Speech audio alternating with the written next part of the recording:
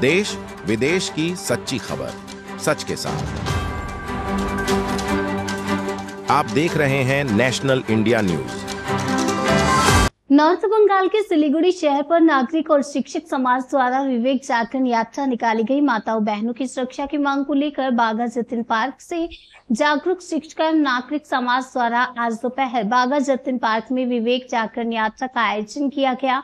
इसके अलावा यह यात्रा अभ्या के लिए न्याय के लिए आयोजित की गई थी, जिसमें आपको बता दें आरजीकर घटना को लेकर कबूल किया गया था। यात्रा सिलीगुड़ी के बागा यतीम पार्क से शुरू होती है और वीनस मोड़ से होते हुए एयरव्यू मोड़ तक जाती है और बागा यतीम पार्क पर समाप्त होती है। इस यात्रा में विभिन्न विद्यालय के शिक्षकों ने भाग लिया और उदाहरण के तौर पर सिलीगुड़ी गर्ल्स हाई स्कूल के शिक्षक, शारदा शिशु तीर्थ सहित कई अन्य स्कूलों के शिक्षकों के अलावा कॉलेज के प्रोफेसर और मीडिया से बात करते हुए सभी के मुंह में विरोध की भाषा ही नजर आई।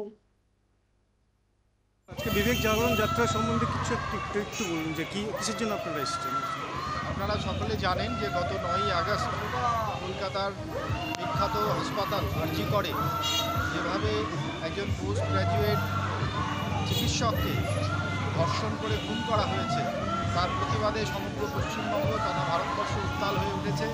আমরাও আজকে বাঘা যতীন পার্ক থেকে শুরু করব এই আরজি করের সেই জঘন্য ঘটনার প্রতিবাদ করে সচেতন শিক্ষক এবং নাগরিক সমাজের পক্ষ থেকে আমরা এই এক র্যালি এবং পথসভার আয়োজন করেছি।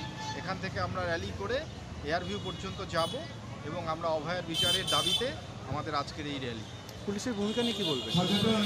পুলিশের ভূমিকা অত্যন্ত দুর্ভাগ্যজনকই আমরা বলবো, কারণ যেভাবে প্রতিদিন প্রতিবাদ হচ্ছে, আমরা যাদের উপরে ভরসা রাখি, মানুষ যাদের উপরে ভরসা রাখে, যারা ছাড়া প্রশাসন সম্পূর্ণ অচল, তারা যেভাবে এই যে বিচারের দাবি, সেই বিচারের চাইলে তারা অনেক আগেই এটাকে করতে পারত।